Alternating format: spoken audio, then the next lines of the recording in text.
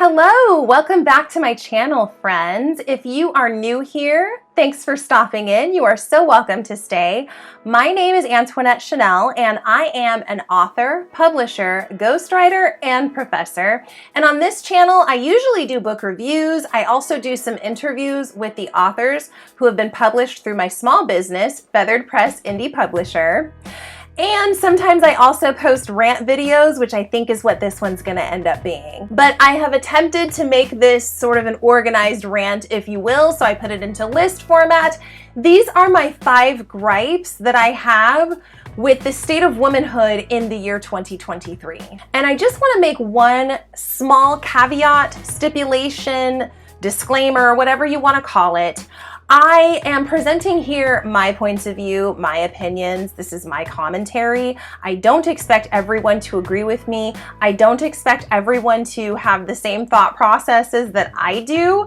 But in general, I think that most women can probably agree that this idea of us getting along and being allies to one another in any ways that we can is much more fruitful and beneficial for us than being impedances or obstacles to progress or straight up enemies of each other. Okay, with that being said, let's jump in. Gripe number 1. We don't seem to help each other out anymore. And I had originally termed this as we don't look out for each other in my notes, but I think that it's kind of the same concept. The idea that women are helping to boost other women up or pull another woman up to your level, I feel like that is becoming so extinct and rare, and it's really unfortunate because I think that we need each other now just as much as we did 30 years ago and 30 years before that, or more. One of the biggest obstacles that I'm running into right now is that I would really love to connect with quality female mentors. But what I'm noticing about a lot of women who are in business spaces especially is that they want to sort of gatekeep their information, their experience, their expertise, their knowledge.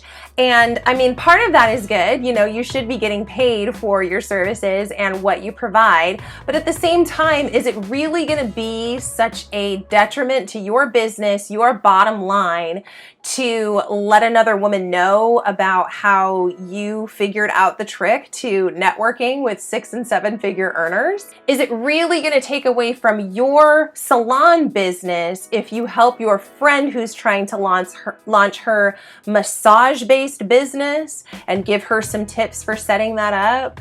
The same way it doesn't hurt me to compliment another woman. I don't understand why women largely feel that they can't be generous or open with their knowledge and expertise when it comes to other women, especially when you're in a setting where mentorship is welcomed and imparting advice is welcomed. Why wouldn't you want to do those things? In a lot of networking spaces, I'm noticing that women are very much takers, but not equitable when it comes time to offer something, bring something to the table. And please, let's be clear, if what you're bringing to the table is your ability to clean the table off after the conversation has been had, after the meal has been eaten, and all of the dishes are cleared away, that's still a contribution. But so often I see women who are just discounting and degrading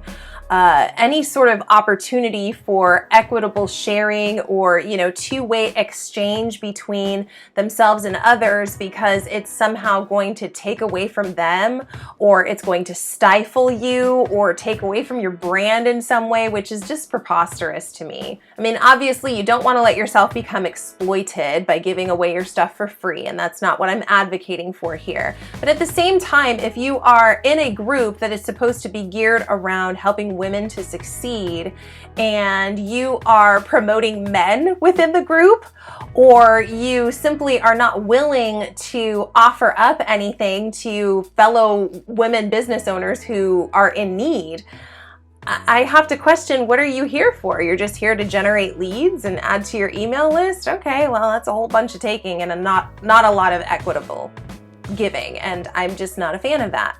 Gripe number 2. Lots of women are still pandering incessantly to men, and I'm just really confused as to why. So I kind of alluded to this when I spoke about the last gripe that I had, but I have been on a few networking calls and in networking spaces that were supposed to be just for women.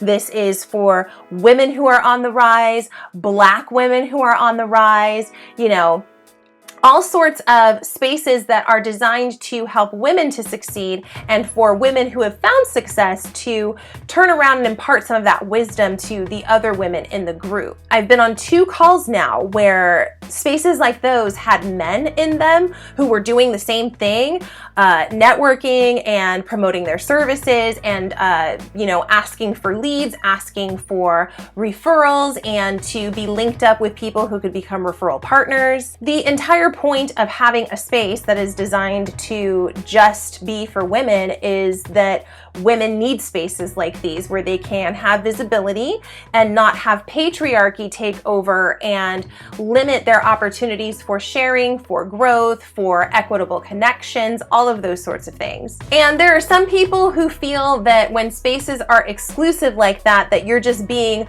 way too exclusionary to everyone else. I believe that that originates from insecurity. So the same people who say that Black Lives Matter is somehow a threat to white or brown lives in some way, you know, that is insecurity that is speaking. That is your lack mindset going on display because you are somehow not the center of attention, and so now you feel like that's a problem. When historically we can look back at systems that have been built in the United States and abroad, and we can see how there have been very blatant efforts to make sure that people of color, that women, that people of certain age groups are excluded, which necessitates the need for having these spaces that just honor those people who have been excluded historically. But I think probably the clearest, most defined way that I can spell this out is that we have the NFL, for instance, that's the National Football League, and that's made up of men. I think there are some women who referee in that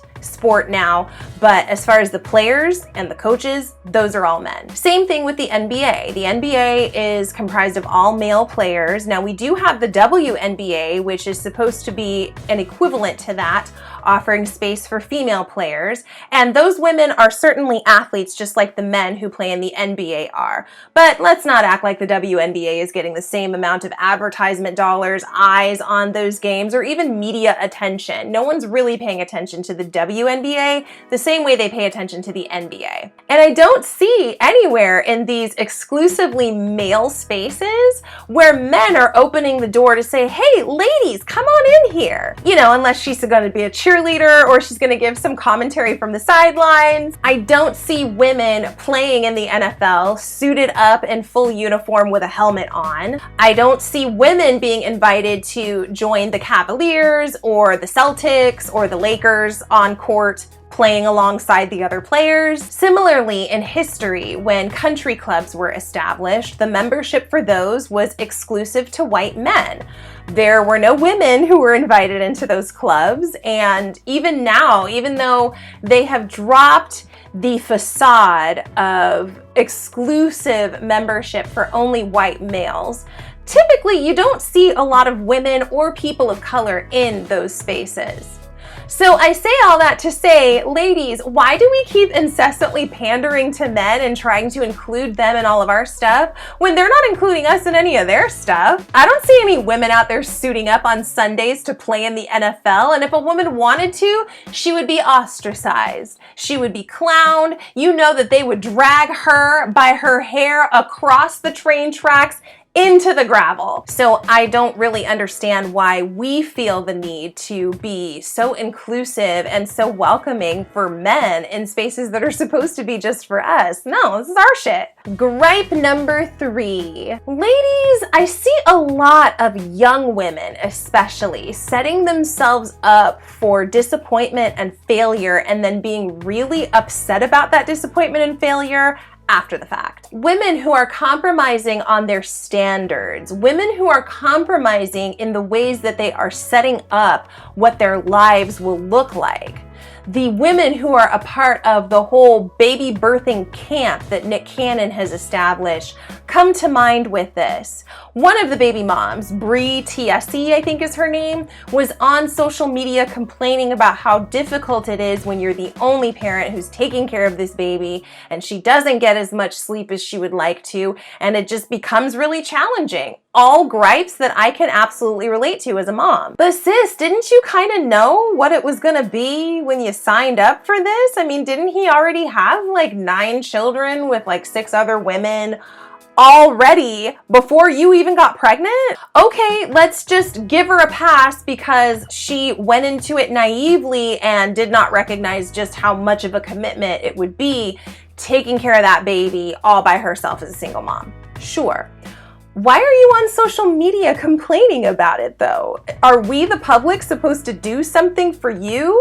Are we supposed to feel sorry for you because you made that choice? Even with other women who are choosing to, in my opinion, put the cart before the horse, which is having a baby and then hoping that that will somehow parlay into marriage and deep commitment and some sort of security between you and this other person because that's what you want, but that's not what you've actually stated. I see lots of women out here, especially in the Black YouTube space. It makes me so sad.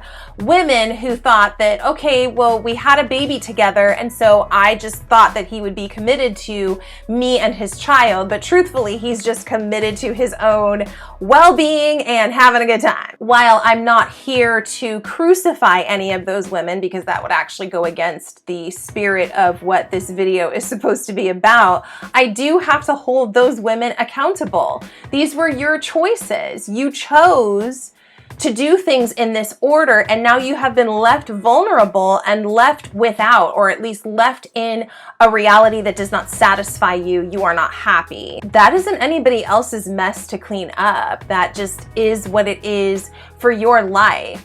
And I'm very sorry that things have gone in a way that you didn't want, that you weren't expecting, or that just was not desirable to you. You can absolutely turn that around, but I don't think you can make any sort of forward momentum, forward progress until you accept responsibility for the choices that you made. And I say this as someone who had the same types of choices presented to her, but I chose differently because I knew that what I wanted was to be a wife and then a mother and in a committed relationship with a husband and have a family that we have built together. That was always the future that I was moving towards, and I wasn't willing to compromise on that. And I just really wish that I could stop so many other women from making that compromise because they feel like it's what they need to do because they were manipulated into it either by the male who they are embarking on this relationship with or with the other people around them who might have advised them erroneously because they wanted to see them fall into a pit of something, possibly because they themselves are miserable and so therefore they want other people to be miserable with them. I mean, I guess that's sort of like a gripe 2.1 is, you know, these women who did not choose very well and they are left in a circumstance that makes them feel unsatisfied, unfulfilled, but then they also want to perpetuate that for other women because they feel like, well, that's the natural order. And that's what I should be doing. Misery loves company, so let me go out and snatch some company for myself. Very selfish, very toxic. There is also still a very prevalent mindset amongst women, and I see this a lot with business owner women, who believe that the gateway to success has to come through a man somehow. And I get it. I get why we think that way. I totally acknowledge and understand that many of us were socialized to believe that men are not only more powerful and capable than we are, but that men are also somehow more rational, that they are more put together than we are. And that's not true. And we can see evidence of that splashed all over the news. Men are purposely putting on display their very immature behavior at simple rejection, at simply being told, I don't want to be in a relationship with you anymore, or I disagree with something that you have said. Men are showing that they are very irrational and emotional beings. So this whole trope that men have it more together, men are more rational, men are more stable than women are, no, bump that, get that out of your psyche altogether. Men and women are both equally disposed to being emotional, irrational creatures. So it's not just the women who carry these traits, men do it as well. And just because someone is a man does not mean that they are genetically predisposed away from those sorts of things. Men are just as emotional as women are. And you also don't need a man in order to propel yourself towards success. Women are just as capable of becoming financially savvy. It's actually on record that women are better investors than men are. So our investments tend to make back the return. We get the return on our investments and then some, much more when we are investing versus when men are investing. Men are much more risky and therefore make poor choices with their investments. And they've been doing investing for almost twice as long as women have, yet women are showing the much better statistics when it comes to how we invest and the returns on our investments. So if you're out there thinking that the key to your success is that you need some successful man to come along and offer you something, get that out of your head, sister. You are just as capable of mastering those tools and the behaviors and the habits that are common to very highly successful people who are 6- and 7-figure earners. Women are able to do those things too. We don't necessarily have to have men around to hold our hands and show us the way. Gripe number 4, we don't build genuine, equitable friendships anymore. And I actually have another video on this channel titled Friendship 2023. So if you want to go and click on that video and watch the full commentary of what I have to say about women and friendships in 2023, please feel free to go right on ahead. And this was my shameless plug of my own video and channel. But I see a common thread with young women and how they treat friendship with other young women in their circles. We have the story of Shanquella Robinson, which, side note, I just have to say I am so disappointed and saddened to see that the FBI has just completely abandoned that case altogether. I was really hoping for justice for her and for her family in that situation, and I'm hoping that there will be renewed momentum in that situation soon, because the way that Shanquella died was just awful. And it's an awful showing of what friendship is like in these modern times. When I was younger, I would have never thought of leaving one of my friends in a foreign country by herself because she made me angry with something that she said or did. I just wouldn't even go on vacation with that person if they were somebody who I didn't care for or I didn't like. I'm not really sure what type of evil is required to book a lavish vacation with somebody, all with the intention that I'm going to abuse and mistreat this person when we get to our destination. But also, I noticed that the girl code has gone out the window. Women are not respectful of each other's relationships anymore, both with men and women. I've seen this with heterosexual women as well as lesbian women. We don't respect the sanctity of partnership and marriage the same way anymore. And side chick culture has also been glorified in a lot of different spaces. Specifically in the Black community, I see it glorified to an alarming degree. The thing is, women who are willing to sleep with men who are married, or women who are married, women who are willing to disrespect other people's relationships, they also invite a high degree of insecurity onto themselves because they are capable of being deceitful, and so they know what to look out for when it comes to that type of deceit, and that almost sort of sows this insecurity that a lot of women have about, well, he's not being faithful to me, or she's not telling me the truth, or I don't want nobody after my man or my woman, or things like that. And those are just gigantic projections, which don't help anybody in establishing themselves and their reputation. It does not help our communication. It doesn't help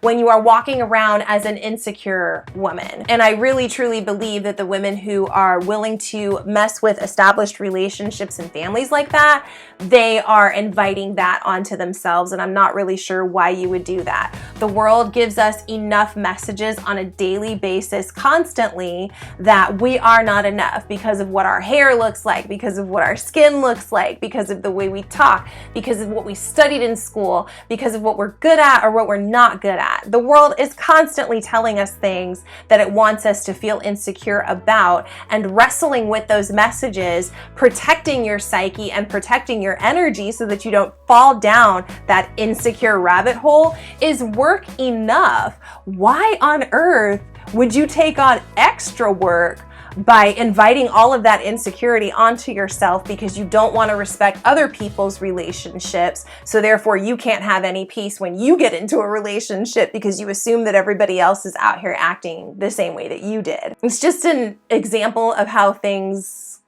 go around and they come around. There's a really popular meme and quote about how women don't call out other women for having a crooked crown. They just walk over and straighten the crown and, you know, set her on her way. And I'm not sure if there was someone notable said that quote. I've just seen it on a meme in several places on social media. So if I am failing to give credit somewhere, that is not intentional. But it really is true. Why do we have to go through this whole ritual of the call out culture and ridiculing one another and just talking down on one another, when in actuality we would better use our resources, our energy, our time if we simply straightened up those crowns and maybe pointed that fellow queen in the right direction. I personally know exactly what it feels like to be ridiculed in large groups of people. I know what it's like to be ridiculed by groups of men, and I'm the only woman who is here and these men are taking shots at me. I know what it feels like when the mean girls are taking shots at you and you're isolated and by yourself. I'm not really sure why we would want to perpetuate and give that out to other women, even when they're women that we don't like. If it's a woman that you don't like, then just step around her, scroll past her, block or delete her. Like, why do you even have to say anything to her? People who I absolutely don't care for, I don't give any of my energy to. So I make zero room for anything that they want to say, anything that they want to lob at me. No, you are blocked, deleted, just completely abandoned from my sphere. Here, where I am, where I exist happily with the people who love and support me. And I just really wish that I could see more women taking that approach of the just, I'm not even gonna speak on her or to her because she's not someone that I am a fan of, and that's it, period, point blank. That's a lot more respectful than, you know, going about this with the gripe and fight mentality where you want to get into it with other people.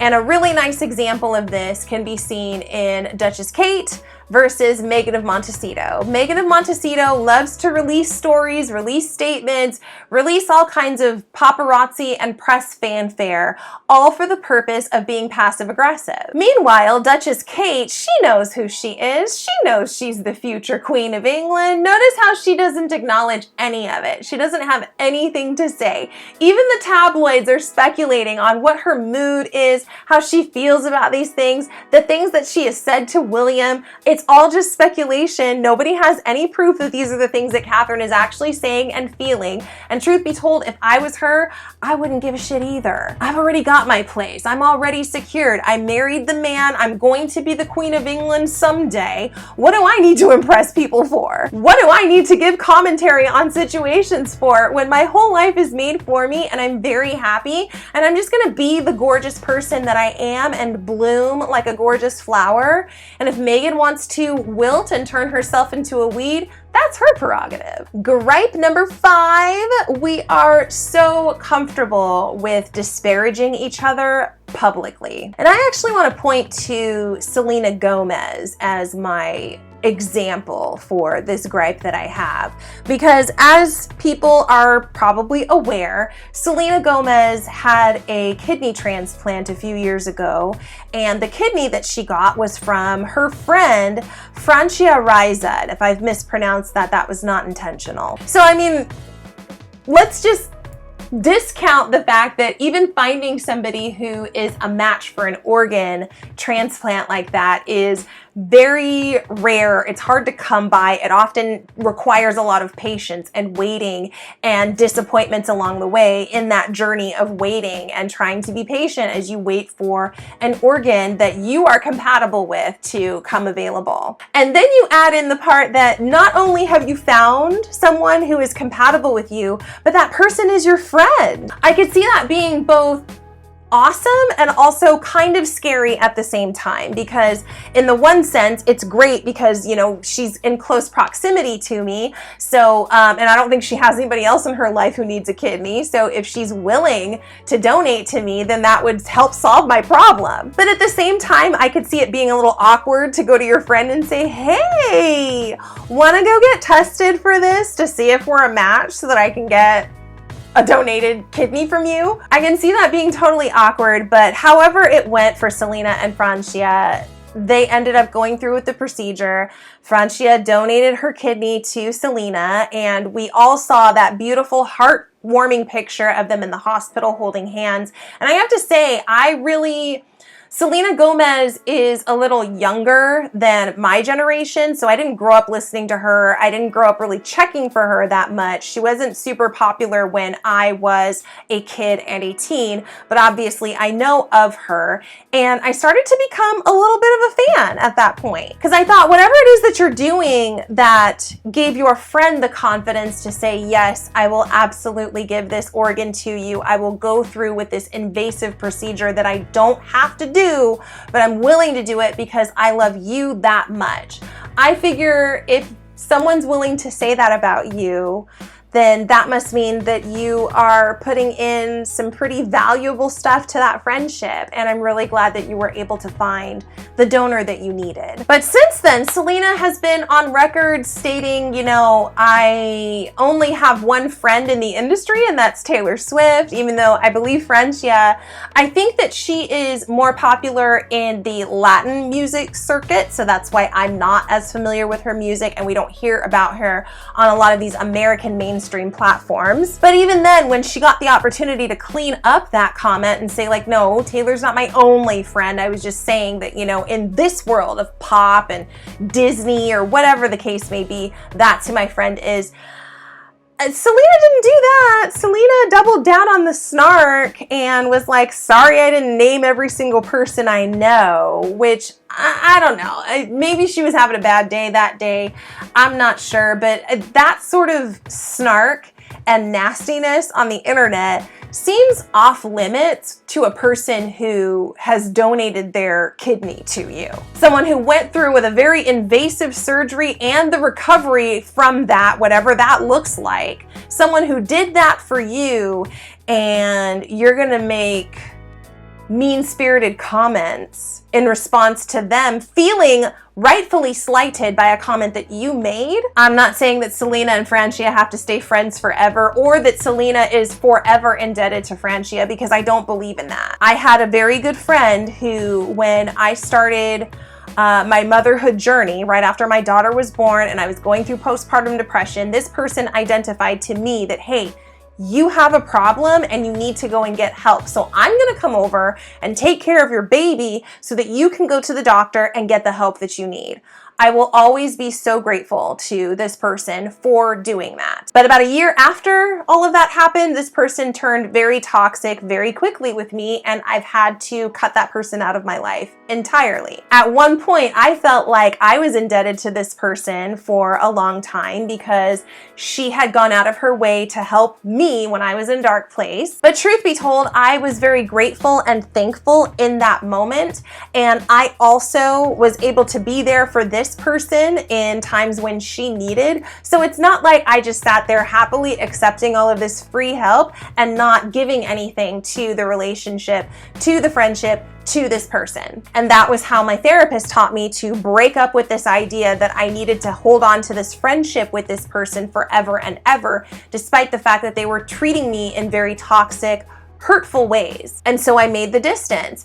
And same thing for Selena. Selena does not have to be indebted to Francia for the rest of her life, but at the very least, can you not disparage the person who gave you a kidney publicly? Where's the decency? Don't talk negatively about somebody who put their life on the line to save yours. We see Escape and the women of Escape arguing very publicly on their reality show, dragging SWV into the mix with all of this. Now, granted, I don't watch the show. I just watch the commentary videos about the show, but Latasha and her sister are going through this very heated feud where supposedly, allegedly, Latasha pocketed money that was supposed to be for her sister. And instead of apologizing, owning that, or at the very least saying, let's deal with that off camera and away from microphones, please. I want us to resolve this, but not publicly. She's out here doing interviews, doing commentary, claiming all sorts of, mental gymnastics to basically explain that she doesn't owe her sister this money, which I call bullshit. There are just way too many receipts showing that she did steal this money and not as much receipts on her side saying that she didn't, that I call bullshit. But even then, that's your sister. Why are you publicly beefing with your sister over this when all of this should be handled behind closed doors, off the internet, and away from cameras and microphones? But see, that's become the culture. We think that it's really hilarious to humiliate each other publicly. We think that that is somehow buying us clout when we can shame one another in very public ways. And I would love to see that go away with the state of womanhood in 2023 as well. Bottom line, ladies, regardless of what your position is, who you married, how much money you have in your bank account, how much money your business brings in on an annual basis, women still need each other. Even when you watch shows where women are not at the center of things, the importance of our presence is still emphasized. John Taffer, who is the man behind Bar Rescue, one of the things that he talks about all the time on that show is the idea that in order to make a bar truly successful, you need to have women coming to your business. Women need to patronize your business in order for your revenue to go up as a bar. And I have to say, there's so many other industries who seem to follow the same mentality. The health and wellness industry, the beauty and cosmetics industry, the entertainment industry. A lot of times, entertainment gets pumped into what women like to watch. And that's part of why reality television is so messy, because it's messy to sort of replicate the gossip factor and the women's circle chatter factor. It brings eyes, it brings attention, and those are all things that are typically associated with womanhood and femininity. So even when we are not the key players, people recognize that it's important to pander to us and at least make sure that they are welcoming to us to the point that we're willing to spend our dollars, or we're willing to turn the TV to something in order to tune in for ratings. And I just really wish that we would honor that within our own spaces amongst other women. Be kind to one another, or at the very least, be neutral to one another publicly. If you don't like that person, you don't need to go on rants dragging that person, dragging another woman, or picking at her insecurities, because she's got enough of that already, most likely. Of course, have your boundaries, establish your space, and defend your energy vehemently. Of course, I'm always going to be in support of that and a proponent of that. But I don't think that every time there's a woman that we disagree with that crosses our path, I don't think we need to go run to the internet and make videos about her, or, post up pictures of her and make fun of her and invite other unfair, harsh criticisms of her. Just move in different circles, move away from her. There's billions of people in this world. You don't have to be friends with her. So that's all I've got. That's my gripe video for now. Please let me know in the comments, do you have any gripes with the state of womanhood in the year 2023? Is there anything that you wish that you would see women doing more of or less of? I would love to hear about it. Please do leave me a comment below, and also make sure that if you liked this video and you like my channel, you like the video with a thumbs up, and also please subscribe subscribe. I would love to grow my community here on YouTube because I am a viewer of YouTube very avidly, and so I'd love to have my own sort of audience of people to get to interact with on these topics especially. So thank you so much for your time and for tuning in. Take care, and I will see you in the next video.